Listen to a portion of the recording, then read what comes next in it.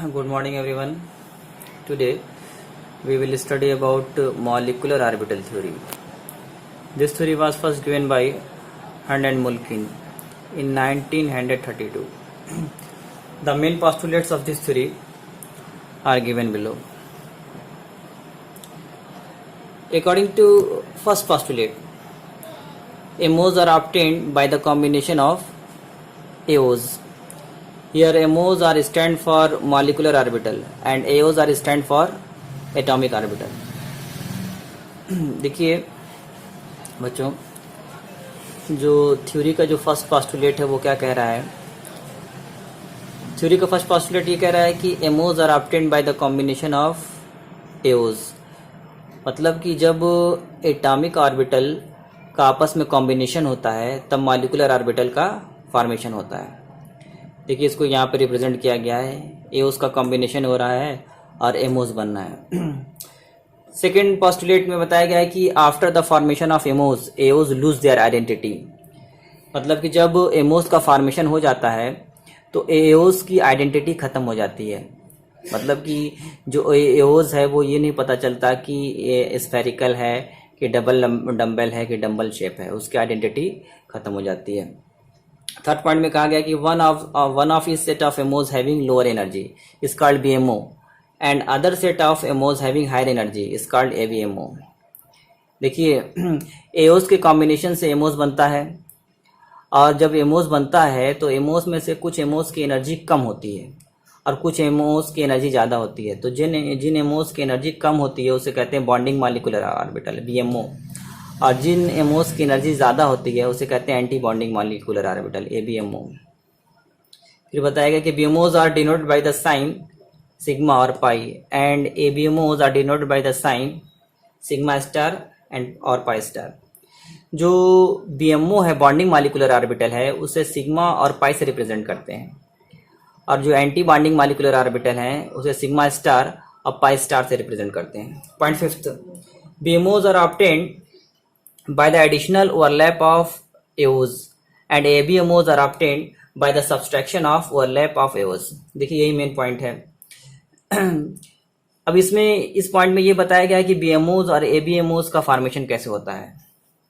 तो point first में हम लोगों ने पढ़ा है कि जब एटॉमिक ऑर्बिटल मिलते हैं तो मॉलिक्यूलर ऑर्बिटल बनता है. तो जब एटॉमिक ऑर्बिटल का कॉम्बिनेशन होता है तो कुछ ऑर्बिटल्स के बीच में अट्रैक्शन होता है, कुछ एटॉमिक ऑर्बिटल्स के बीच में अट्रैक्शन होता है और कुछ एटॉमिक ऑर्बिटल्स के बीच में रिपल्सन होता है. तो जब एटॉमिक ऑर्बिटल्स के बीच में अट्रैक्शन होता है तो बॉन्डिंग मॉलिक्यूलर ऑर्बिटल का फॉर्मेशन होता है, और जब एटॉमिक ऑर्बिटल्स के बीच में रिपल्सन होता है तो एंटी बॉन्डिंग मॉलिक्यूलर ऑर्बिटल का फॉर्मेशन होता है. देखिए यहाँ पे दिखाया भी गया है, ये दो एटॉमिक ऑर्बिटल्स हैं जिनका वेव फंक्शन साई ए है, एक का साई बी है. ठीक है, यहाँ पर जिन एटॉमिक ऑर्बिटल में देखिए रिपल्सन हो रहा है, यहाँ पर रिपल्सन हो रहा है तो यहाँ पे माइनस का साइन रिप्रेजेंट किया गया है. माइनस मतलब रिपल्सन, ठीक है, सब्सट्रैक्शन.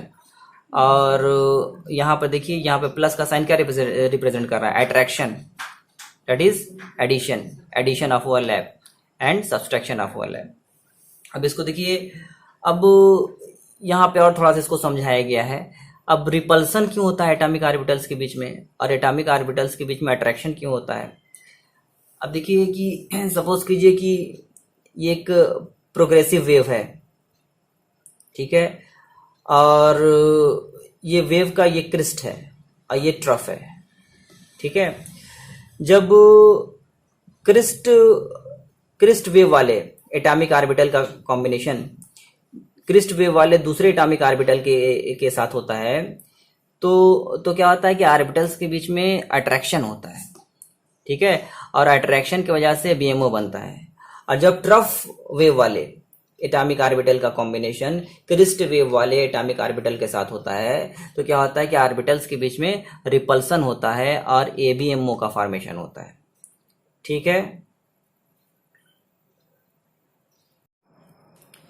देखिए यहाँ पर जो पॉजिटिव और नेगेटिव साइन है वो कोई चार्ज को रिप्रेजेंट नहीं कर रहा है. पॉजिटिव साइन का मतलब क्रिस्ट है, क्रिस्ट को वो रिप्रेजेंट कर रहा है. नेगेटिव साइन जो है वो ट्रफ को रिप्रेजेंट कर रहा है.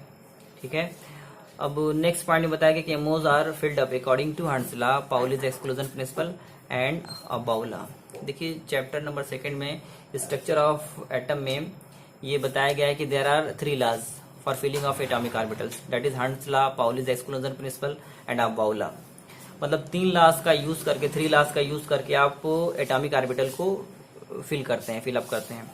तो जिन लॉज का यूज करके एटॉमिक ऑर्बिटल को फिलअप करते हैं, उन्हीं लॉज का हम यूज करके मॉलिक्यूलर ऑर्बिटल को भी फिलअप करेंगे, भरेंगे। ठीक है, MOs are filled up according to Hund's law, Pauli's exclusion principle and aufbau law. ठीक है, अब नेक्स्ट पॉइंट में ये बताया गया कि the strength of overlapping, that is chemical bond between AOs is expressed in the term of bond order. Bond order is equal to 1/2 Nb minus Na. ठीक है, अब जो एटॉमिक ऑर्बिटल्स के बीच में ओवरलैपिंग हुई है और ओवरलैपिंग की वजह से जो केमिकल बॉन्ड बना है, उसकी जो स्ट्रेंथ है वो कैसे मेजर की जाएगी? तो कह रहा है कि the strength of covalent bond, the strength of chemical bond is expressed in the term of bond order, and bond order is given by the following formula. Bond order is equal to 1/2 Nb minus Na। Nb क्या है? Number of electrons in bonding molecular orbital, और Na क्या है? Number of electrons in anti bonding molecular orbital. Bond order क्या है? कभी कभी पूछता है कि बॉन्ड ऑर्डर क्या है। तो बॉन्ड ऑर्डर की डेफिनेशन ये कि total number of covalent bonds which exist between the atoms with in A molecule is called bond order. मतलब कि किसी भी कोवेलेंट मॉलिक्यूल में 2 एटम्स के बीच में जितने नंबर ऑफ बॉन्ड्स हैं, चाहे सिंगल बॉन्ड हो, डबल बॉन्ड हो या ट्रिपल बॉन्ड हो, जितने नंबर ऑफ बॉन्ड्स हैं उसी को कहते हैं बॉन्ड ऑर्डर। अगर सिंगल बॉन्ड है 2 एटम्स के बीच में तो बॉन्ड ऑर्डर की वैल्यू 1 हो जाएगी।